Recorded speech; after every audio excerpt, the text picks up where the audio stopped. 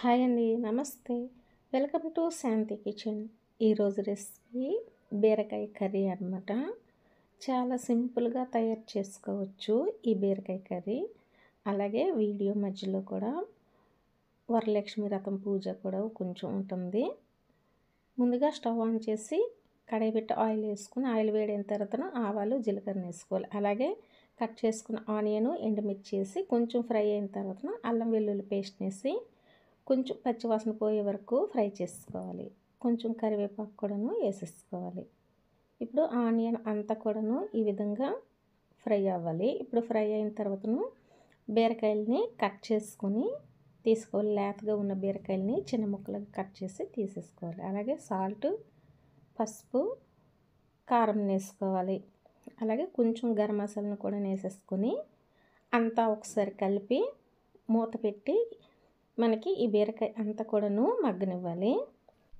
ఇప్పుడు శుక్రవారం రోజు వరలక్ష్మి వ్రతం కదా, ఆ రోజు ఇంట్లో ఈ విధంగా అయితే పూజ జరిగింది. చాలా బాగా పూజ అయితే చేసుకున్నాము.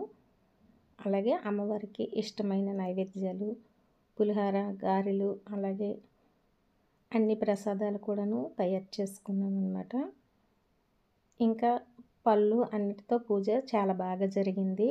ఈ వరలక్ష్మి వ్రతం అయితే మనకి ఉన్న దానిలోనే చక్కగా పూజ అయితే చేసుకోవచ్చు. మనకి నచ్చినట్లు ఈ పూజ చేసుకుంటే మనకి కూడాను ప్రశాంతంగా ఉంటుంది. మనము ముందు రోజు అన్నీ రెడీ చేసి పెట్టుకుంటే పూజ అనేది చాలా త్వరగా చేసుకోవచ్చు. అమ్మవారికి ఎంతో ఇష్టమైన చిట్టి గాజులు, అలాగే గోమతి చక్కెరలు, ఇంకా గవ్వలు అన్నీ కూడాను ముందు రోజు అన్నీ రెడీ చేసి పెట్టుకోవాలి. అలాగే తామర గింజలు కూడాను ముందు రోజు మనం అన్నీ రెడీ చేసి పెట్టుకుంటే పూజ అయితే చాలా బాగా త్వరగా చేసుకోవచ్చు.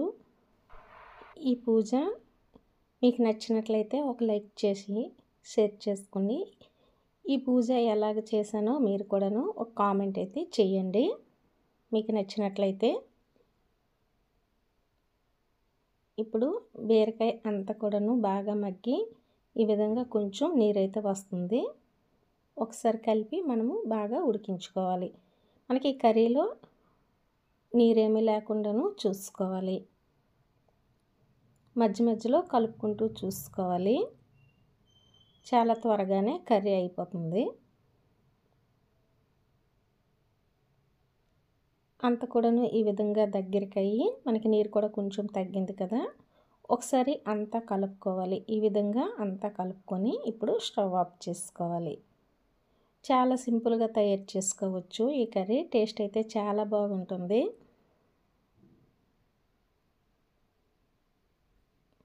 ఈ వీడియో మీకు నచ్చినట్లయితే లైక్ చేసి షేర్ చేసుకోండి. మరిన్ని మంచి రెసిపీస్ కోసం మన ఛానల్ని సబ్స్క్రైబ్ చేసుకోండి. Thank you for watching.